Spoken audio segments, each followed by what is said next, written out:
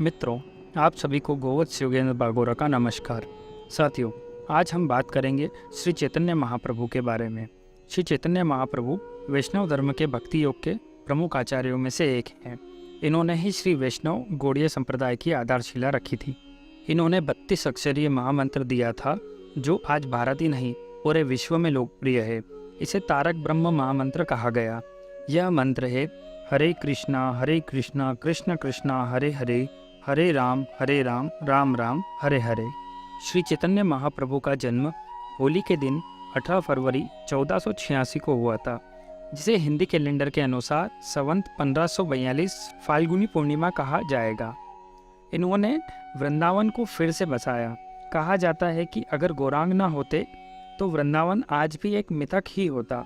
चैतन्य महाप्रभु का जन्म बंगाल के नवदीप नगर में हुआ था। उनके पिता का नाम पंडित जगन्नाथ मिश्र और माता का नाम शची देवी था।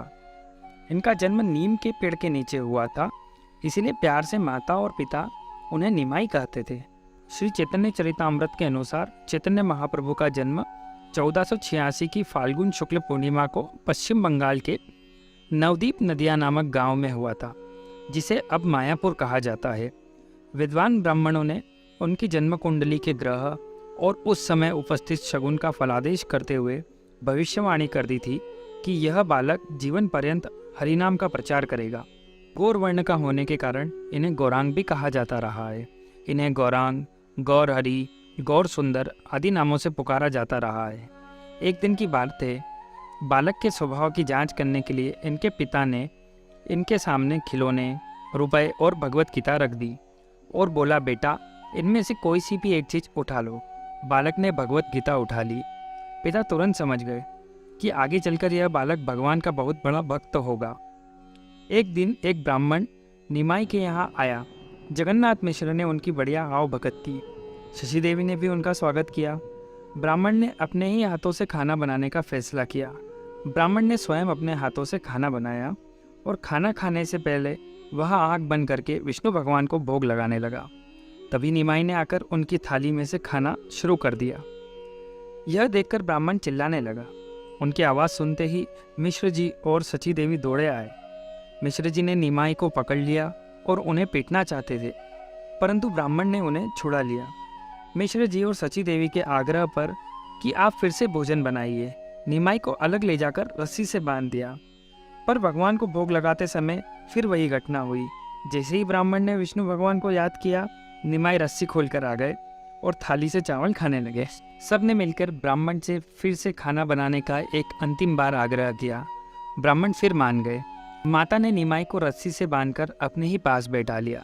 जब ब्राह्मण ने भोजन बनाकर श्री विष्णु भगवान को भोग लगाया, तब विष्णु भगवान चतुर्भुज रूप में उनके सामने प्रकट हो गए और बोले, तुम्हारे बुलाने पे मैं बालक रूप में 2 बार तुम्हारे पास आया, पर तुम मुझे पहचान नहीं पाए। अब तुम्हारी जो इच्छा है वो वर मांग लो। ब्राह्मण गदगद हो गया।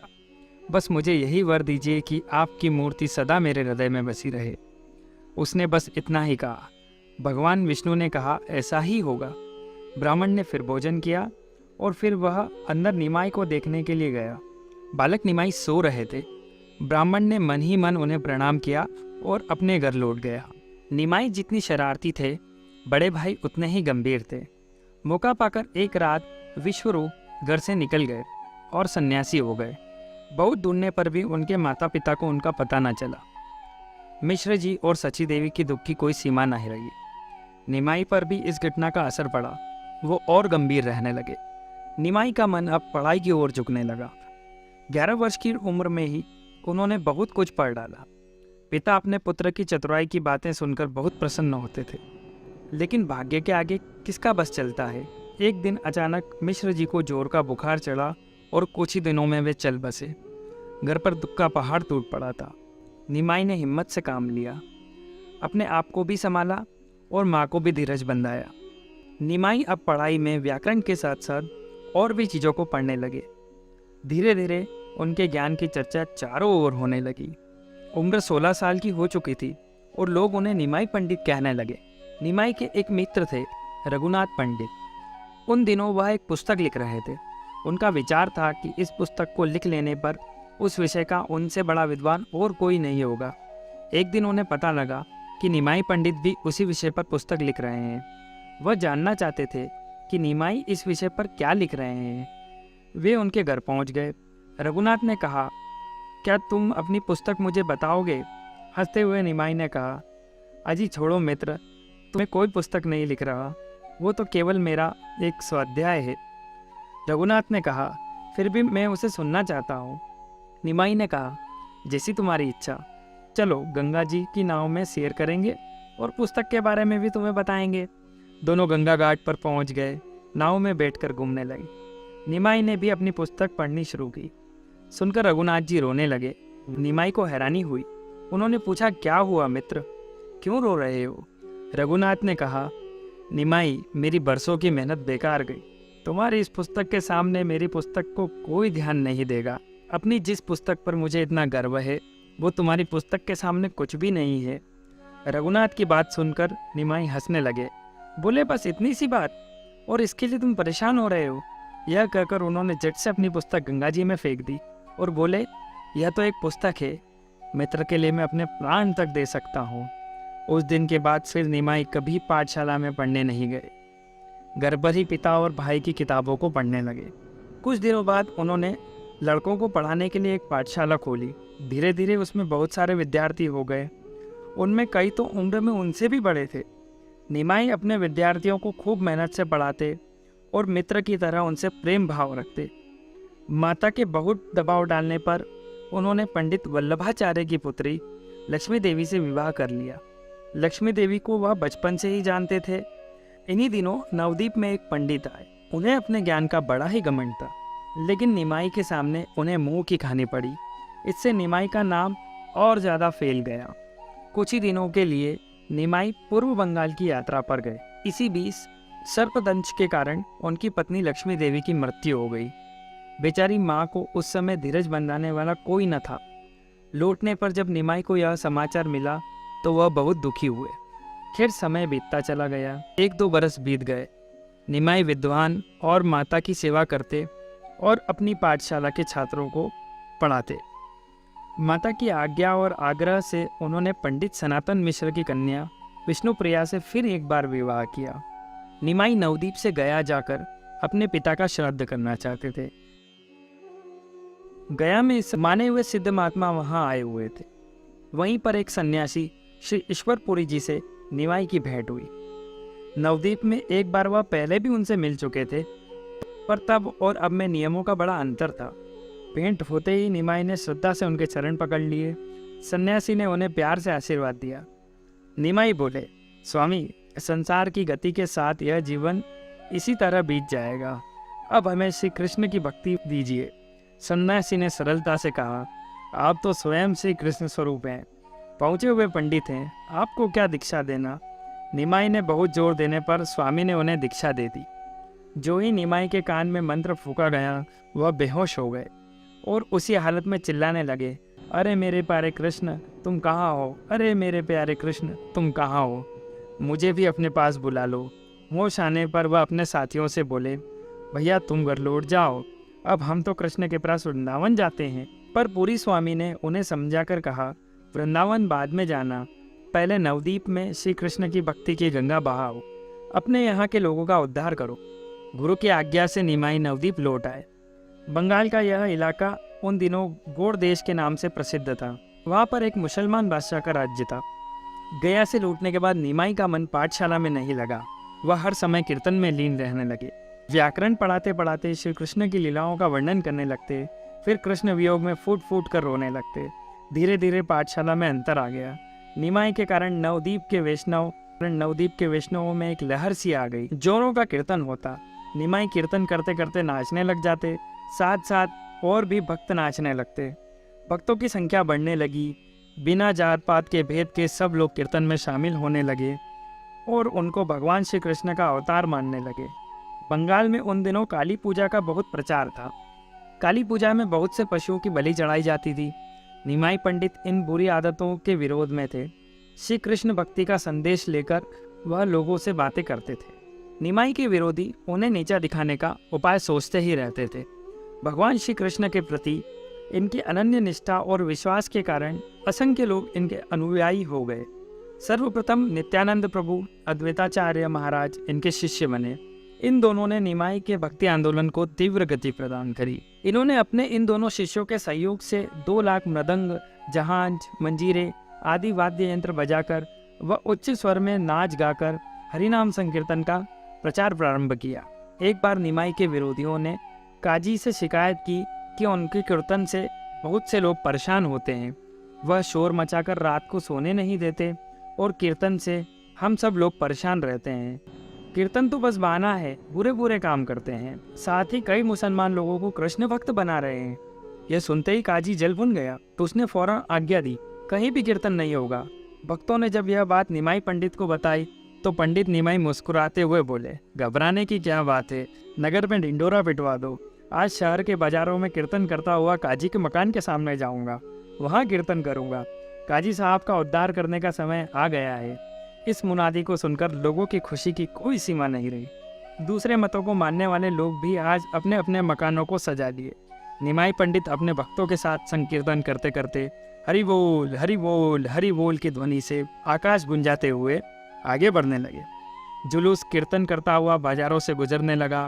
प्रभु निमाई भक्ति में लीन होकर नृत्य कर रहे थे। उनकी आंखों से कृष्ण भगवान की भक्ति में आंसू बह रहे थे। उन्हें देखकर विरोध करने वालों के भी हृदय उनके चरणों में झुक जाते थे। जनता में काजी के खिलाफ जोश पैदा हो गया। जनता चिल्लाने लगी, काजी का मकान जला दें, काजी को मार डालो। लोग गुस्से से भरे काजी के मकान की ओर बढ़ने लगे। निमाई पंडित कीर्तन में मस्त थे। जब भक्तों ने उन्हें लोगों के जोश की बात बताई तो उन्होंने कीर्तन बंद कर दिया और गुस्से से भरी हुई जनता के सामने जाकर बोले, काजी का बुरा करने वाला मेरा बुरा करेगा। मैं काजी को प्रेम से जीतना चाहता हूँ, डर दिखाकर नहीं, इसलिए आप मेरे कार्य में रुकावट ना डालें। काजी डर के मारे अपने घर पर छिप गया। निमाई ने अपने भक्तों से कहा, काजी साहब को मेरे आने की सूचना दो। उनसे कहो डरने की कोई बात नहीं है, वो मुझ पर विश्वास करे। मेरे होते हुए उनका कोई बाल भी बांका नहीं कर सकता। गांव के नाते काजी निमाई के मामा लगते थे। भक्तों के समझाने बुझाने पर काजी बाहर आ गए। निमाई पंडित ने उन्हें प्यार से कहा, अरे मामा जी, भांजा मिलने आए और मामा मकान के अंदर छिप जाए, यह भी कोई बात हुई? काजी ने कहा, मैं डर के नहीं, शर्म के मारे अंदर जाकर बैठा था। मैं तो अपनी मदद के लिए सेना भी बुला सकता था, पर जब मैंने अपनी आंखों से तुम्हारे कीर्तन को देखा तो खुद पागल हुआ जा रहा था। तुम्हारे कीर्तन में रुकावट डालने से मुझे दुख है। मैं लोगों की तुम खूब कीर्तन करो, तुम्हें कोई नहीं रोकेगा। उसी समय पश्चिम बंगाल के नदिया जिले में रहने वाले 2 भाई जगाई और मगाई बहुत दुष्ट थे। हालांकि उनका जन्म तो ब्राह्मण कुल परिवार में हुआ था, लेकिन यह दोनों दुर्व्यसनों से भरे हुए थे। मांस मदिरा का सेवन करते थे, गांव की औरतों को परेशान किया करते थे। ब्राह्मण होने के बावजूद वह पूरी तरीके से पथभ्रष्ट हो चुके थे। एक बार नित्यानंद प्रभु उनके पास आए और जगाई मगाई को कहा, इन हरिनाम में डूब जाओ। यह सुनते ही दोनों दुष्ट भाई क्रोधित हुए और नित्यानंद प्रभु के दुश्मन ही हो गए। एक बार उन्होंने नित्यानंद प्रभु पर हमला कर दिया, जिससे नित्यानंद प्रभु घायल हो गए। जब चैतन्य महाप्रभु को इस घटना के बारे में पता चला तो वह तुरंत दौड़े चले आए और क्रोध के कारण वह देखते ही देखते श्री भगवान कृष्ण के रूप में प्रकट हो गए और सुदर्शन चक्र धारण कर लिया, जिसे देखकर जगाई मगाई बंधु बुरी तरीके से डर गए। और चैतन्य महाप्रभु का यह रूप देखकर नित्यानंद प्रभु ने चैतन्य महाप्रभु के पैर पकड़ लिए और कहा, प्रभु मुझे तो जरा सी चोट आई है, थोड़ा सा खून बहा है, इसके लिए आप इतने क्रोधित ना हो। नित्यानंद प्रभु ने चैतन्य महाप्रभु को याद दिलाया कि वह पृथ्वी पर प्रेम का संदेश फैलाने के लिए आए हैं, इसलिए क्रोध ना करें। यह कहकर वे चैतन्य महाप्रभु से दोनों भाइयों को समाधान करने के विनय करने लगे। चैतन्य महाप्रभु शांत हुए। इस घटना को देखकर जगाई और मगाई का दिल पिघल गया और दोनों भाई सारे दुर्व्यसन छोड़कर हमेशा के लिए श्री चैतन्य महाप्रभु की शरण में आ गए। अब चैतन्य महाप्रभु के हृदय में संन्यास लेने की इच्छा पैदा होने लगी। यह इच्छा जब उन्होंने भक्तों, अपनी माता और अपनी पत्नी को बताई तो सब रोने लगे। सबने उन्हें समझाने की कोशिश की, पर निमाई पंडित चट्टान की तरह अटल थे। बाद में सबने उनकी बात मान ली। एक रात माता और पत्नी को सोता छोड़कर वह संन्यास लेने के लिए घर से निकल पड़े।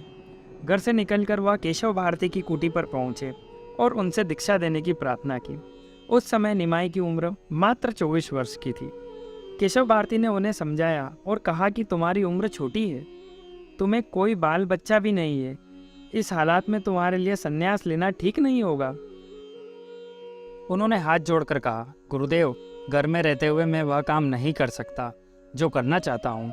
घूम घूम कर कृष्ण भक्त का संदेश सारे देश को सुनाना चाहता हूँ। जाति पाति के बंधनों से लोगों को निकालना चाहता हूँ। आप मुझ पर दया कीजिए, मुझे दीक्षा दीजिए। केशव भारती सोचते हुए बोले, अच्छा निमाई पंडित, एक शर्त पर मैं तुम्हें दीक्षा दे सकता हूँ। तुम अपनी माता और पत्नी की आज्ञा ले आओ। निमाई ने कहा, गुरुदेव, उन दोनों ने मुझे आज्ञा दे दी है, मैं उनसे पहले ही पूछ चुका हूँ। अब निमाई के बहुत जोर देने पर केशव भारती उन्हें दीक्षा देने के लिए तैयार हो गए। इतने में निमाई को ढूंढते हुए नवदीप के उनके भक्त वहां आ पहुंचे। वह बड़ा ही दिल को हिला देने वाला दृश्य था। कोई नाई निमाई पंडित के सुंदर बाल काटने को भी तैयार न हुआ। जब निमाई ने अपनी मधुर वाणी से सबको शांत किया, तब एक नाई ने उनके केस काटे। फिर उसने कसम खा ली कि आगे से वह यह काम नहीं करेगा। वह कृष्ण भक्त हो गया। निमाई पंडित अब चैतन्य कहलाने लगे। साधु बनने के बाद वैसे माता का समाचार समय समय पर वह अपने भक्तों से पूछते रहते थे। एक बार जब वह नवदीप गए, जब पत्नी को सामने देखा तो चैतन्य बोले, देवी, इस सन्यासी के लिए क्या आज्ञा है? विष्णुप्रिया ने सिर झुकाकर कहा, महाराज, मुझे आपके खड़ाऊ चाहिए। चैतन्य महाप्रभु ने खड़ाऊ दिए। बाद में विष्णुप्रिया ने श्री कृष्ण भक्ति की दीक्षा ले ली। एक बार चैतन्य महाप्रभु अकेले ही चंदेरी नदी वन में जा रहे थे। उस वन में मशहूर डाकू नरोजी रहता था। उसका नाम सुनकर लोग कांप उठते थे। चैतन्य को इस वन से जाने के लिए बहुत लोगों ने मना किया, पर उनके मन में नरोजी को सही रास्ते पर लाने की धुन सवार थी। नरोजी उनको देखते ही उनका भक्त हो गया। वह सन्यासी बनकर महाप्रभु के साथ रहने लगा। सन्यास लेने के बाद गौरांग पहली बार जगन्नाथ पौरी पहुंचे। तब भगवान की मूर्ति देखकर इतने भाव विभोर और उन्मुक्त हो गए और नृत्य करते करते मूर्छित हो गए। पंडित सर्वभौम भट्टाचार्य ने गौरांग की शतश्लोकी स्तुति रची, जिसे आज चैतन्य शतक नाम से जाना जाता है। श्री चैतन्य महाप्रभु संन्यास लेने के बाद नीलांचल चले गए। इसके बाद दक्षिण भारत के श्रीरंग क्षेत्र पर सेतुबंध आदि स्थानों पर भी रहे। इन्होंने देश के कोने कोने में जाकर हरिनाम की महत्वता का प्रचार किया। सन 1515 की विजयादशमी के दिन श्री चैतन्य महाप्रभु ने वृंदावन की ओर प्रस्थान किया। यह वन के रास्ते से वृंदावन को चले। कहते हैं कि श्री हरिनाम के उच्चारण में उन्मुक्त होकर जंगल के जानवर भी इनके साथ नाचने लगते। बड़े बड़े जंगली जानवर जैसे शेर, बाघ इनके आगे नतमस्तक प्रेम भाव से नृत्य करते चलते थे। कार्तिक पूर्णिमा के दिन यह वृंदावन पहुंचे। वृंदावन में आज भी कार्तिक पूर्णिमा के दिन गौरांग के आगमन का उत्सव मनाया जाता है। यहाँ इन्होंने इमली तला और अक्रूर घाट पर निवास किया। वृंदावन में रहकर इन्होंने प्राचीन श्रीराम वृंदावन की महत्वता को प्रतिपादित कर लोगों तक पहुंचाया। यहाँ से फिर ये प्रयाग चले गए। गौरांग कभी कहीं टिककर नहीं रहते, बल्कि लगातार देश के अलग अलग कोनों में घूमते हुए कृष्ण भक्ति की अपनी बातों को लोगों तक पहुंचाते रहते। वृंदावन को श्री चैतन्य महाप्रभु ने ही नए सिरे से बसाया। अगर गौरांग के चरण वहां ना पड़े होते तो कृष्ण कन्हैया की यह अलौकिक भूमि केवल एक मिथक बनकर रह जाती। यहाँ से फिर ये काशी, हरिद्वार, कर्नाटक के श्रृंगेरी, तमिलनाडु के काची कामकोटी द्वार, मथुरा आदि स्थानों पर रहकर भगवान के नाम का प्रचार प्रसार करने लगे। श्री चैतन्य ने अपने जीवन का अंतिम वर्ष श्री जगन्नाथपुरी में रहकर बिताया। गौरांग पर बहुत से ग्रंथ लिखे गए, जिनमें से प्रमुख है श्री कृष्णदास कोविराज गोस्वामी का श्री चैतन्य चरितामृत, श्री वृंदावन दास ठाकुर का चैतन्य भागवत, श्री लोचन दास ठाकुर का चैतन्य मंगल। हम ये निमाई चरित्र और श्री चैतन्य शतक आदि से पढ़ रहे हैं। सन 1534 में 47 वर्ष की अल्प आयु में रथ यात्रा के दिन उन्होंने श्री कृष्ण के परम धाम को प्रस्थान किया। श्री चैतन्य महाप्रभु ने लोगों की असीम लोकप्रियता और स्नेह प्राप्त किया। कहते हैं कि उनकी अद्भुत भक्ति को देखकर श्री जगन्नाथपुरी के राजा तक उनके श्री चरणों के निष्ठ हो गए। बंगाल के एक शासक के मंत्री श्री रूप गोस्वामी तो मंत्री पद त्याग कर श्री चैतन्य महाप्रभु के शरणागत हो गए थे। वे गौड़ीय संप्रदाय के प्रथम आचार्य माने जाते हैं। उनके द्वारा कई ग्रंथ रचे गए। हालांकि आज एक शिष्टाष्टक के सिवाय अन्य कोई ग्रंथ उपलब्ध नहीं है। उन्होंने संस्कृत भाषा में तमाम रचनाएं की। उनका मर्म प्रेम और भक्ति था। वे नारद जी की भक्ति से अत्यंत प्रभावित थे, क्योंकि नारद जी सदैव नारायण नारायण जपते थे। उन्होंने विश्व को एक सूत्र में पिरोते हुए यह समझाया कि ईश्वर एक है, और उन्होंने लोगों को यह मुक्ति सूत्र भी दिया, कृष्ण केशव कृष्ण केशव कृष्ण केशव पाहि माम, राम राघव राम राघव राम राघव रक्ष माम। तो मित्रों, श्री चैतन्य महाप्रभु के बारे में मैंने आपको यह जानकारी दी। आपको यह जानकारी अवश्य ही पसंद आई होगी। इसी के साथ मैं आपका मित्र योगेंद्र बागोरा आपसे विदा लेता हूँ। नमस्कार। जय श्री कृष्ण। निताई गौर। हरि बोल।